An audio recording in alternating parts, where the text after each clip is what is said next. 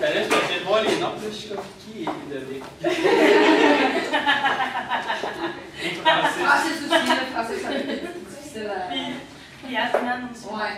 C'est ça, c'est qui est qui? Maintenant, on est Hey, il nous reste juste des gars. à moins qu'il soit trompé. Ouais, c'est ça. Non, non, il suffit. C'est ça. Comment ça? Non, Pierre, Jimmy, Philippe.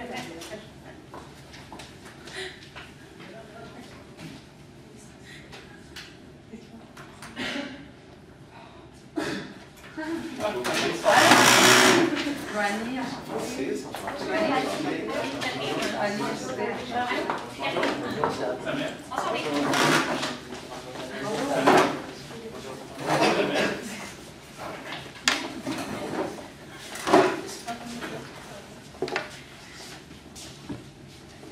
je vais vous demander de dire votre numéro d'équipe à la caméra.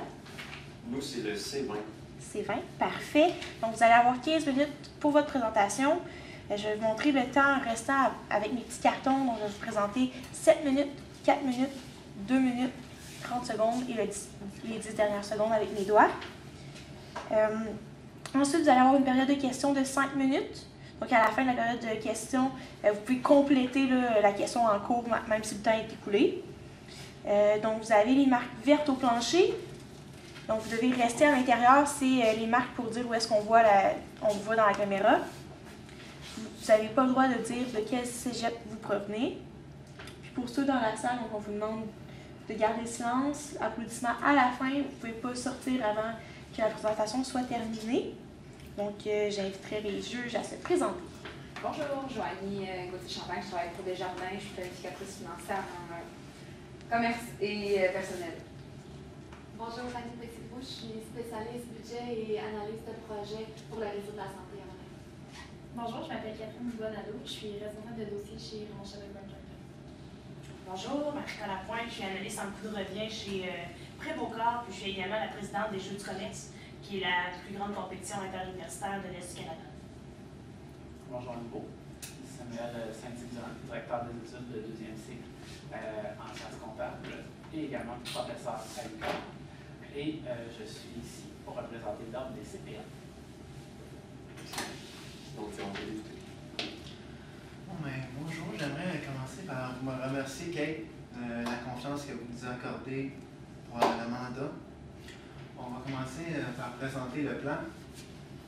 On va commencer par les corrections et les ajustements que nous avons faits. Ensuite, on va comparer la rentabilité de l'entreprise avant et après. Ensuite, on va toucher au ratio risque-solvabilité. Ensuite, on va aller avec nos recommandations. Et on va finir avec la conclusion et les questions. Pour débuter, on a trouvé que Kate avait payé les dépenses personnellement qui étaient reliées aux dépenses de l'entreprise. Donc, on a fait une régularisation concernant ces dépenses-là. C'est celle-ci. Donc, par la suite, on a ajusté l'état des résultats avec cette écriture.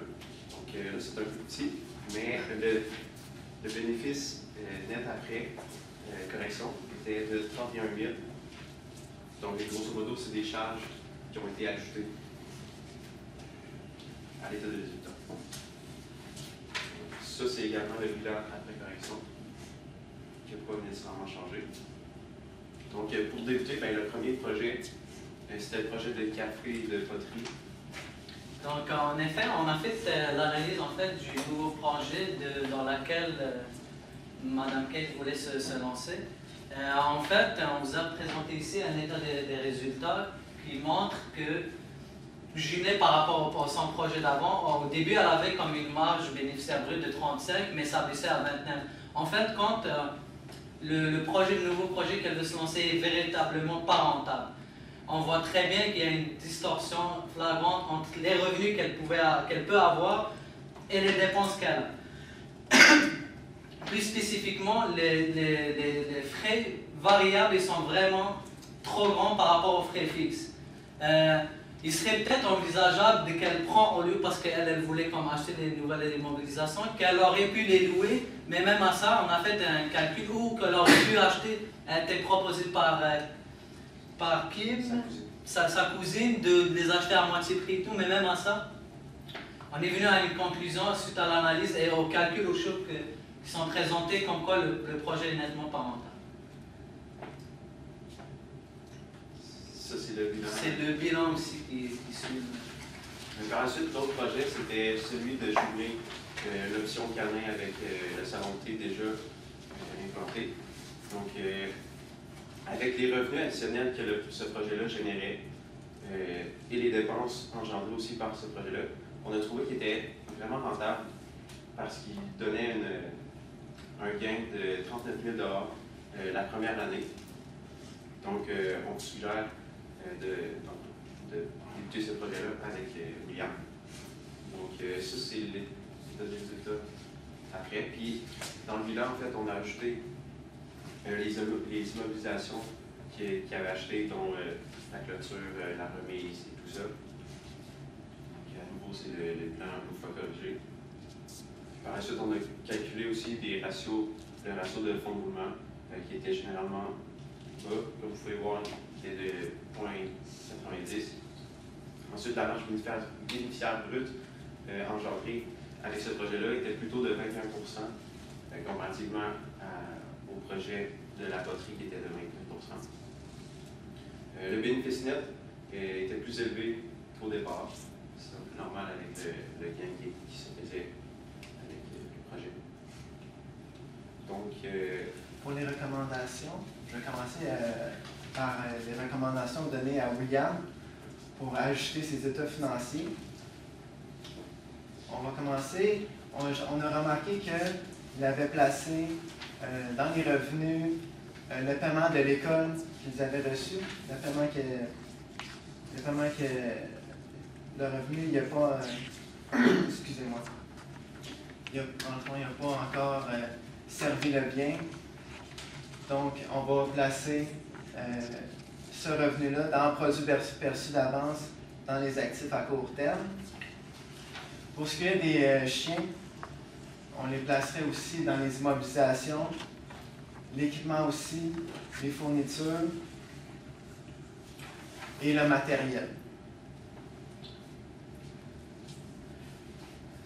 Peux-tu me moufler? J'arrête pas de moufler. Désolé, là.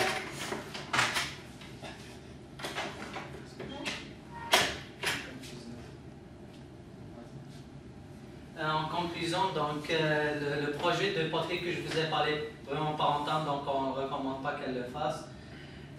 Aussi, elle voulait avoir, je pense, une marge bénéficiaire brute de 30 %. Donc, si on compare mon projet puis le projet qu'elle avait déjà, elle l'aura certainement pas. Mais si on compare aussi avec le projet, son ancien projet, jumelé avec le projet de William, le projet qu'il lui a proposé, je pense qu'il y avait, comme a dit mon collègue, un 36 %, donc ça rentre dans son objectif d'atteindre cette marge-là. Je pense que c'est ça qu'on avait à dire. Merci beaucoup. On va faire votre collègue pour les questions. On peut prendre le temps de l'attendre pour les questions.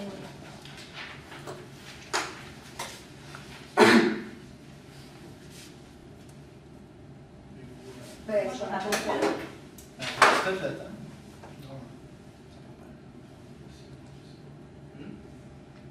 Si on n'a pas fait le temps, ça ne vaut pas la peine de faire des questions. Moi, je vous le dis dès le début que... Ben oui, on va faire des questions. C'est toujours enrichissant d'entendre les questions, puis ça va peut-être vous faire réfléchir sur d'autres aspects. Moi, je me demande, vous avez décidé de mettre les chiens dans l'immobilisation, pourquoi? Parce que les chiens avaient une durée de vie OK. de 13 ans, c'est sûr. Désolé.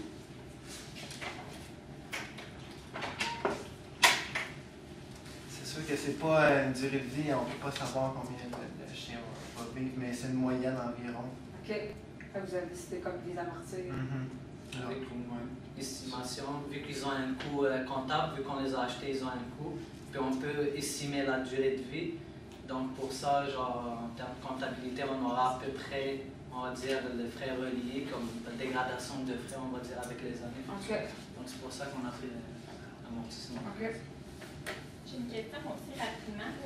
J'en explique en gros, si vous revenez à votre slide de projet café votre est-ce que vous pouvez nous expliquer un peu c'est quoi les ajustements que vous avez faits pour arriver à ces chiffres-là? Ah ben avec le, vous pouvez y aller avec Ouais. Et la suivante. Sinon, elle est juste là, la limite. Ce projet. quelle photo? Le 6e. Fait que c'est quoi les ajustements que vous avez faits à vos ventes, vos dépenses pour arriver à ce chiffre-là? En fait, vu que les ventes, il ne les a pas encore réalisées, c'était plus les charges d'exploitation, vu que parce qu'elle nous a fourni certaines charges qu'elle pouvait avoir, comme les frais de location, genre qui n'étaient par mois, fait qu'il fallait le calculer annuellement. C'était plutôt les charges d'exploitation où est-ce que ça touchait. Okay. Donc les ajustements, ils concernaient plutôt les charges d'exploitation. Avez-vous Attends, je m'excuse aussi, il y avait aussi les coûts de marchandises vendues, aussi on avait des coûts, donc aussi on les a intégrés. Donc, avez-vous pensé à des options de financement pour financer le projet numéro 1 que vous avez choisi? On y allait plutôt vers l'option qui était déjà proposée, là, cette rencontre qui était avec tout ce montant. Donc avec la banque. Exactement. Un prêt bancaire. C'est l'option qui était proposée. OK. Puis pas la vente des terrains. Non. OK. Moi, c'est tout. C'est tout. Merci. Vos noms, vous êtes présentés? Oui, moi, c'est avec Jésus. Au début, ben, OK. Ben, notre nom d'équipe, c'est bon. Ouais. Mais nos noms. Ludovic, Francis. Francis. Parfait. Merci. Quand même, vous m'en quittez pour la délibération des juges.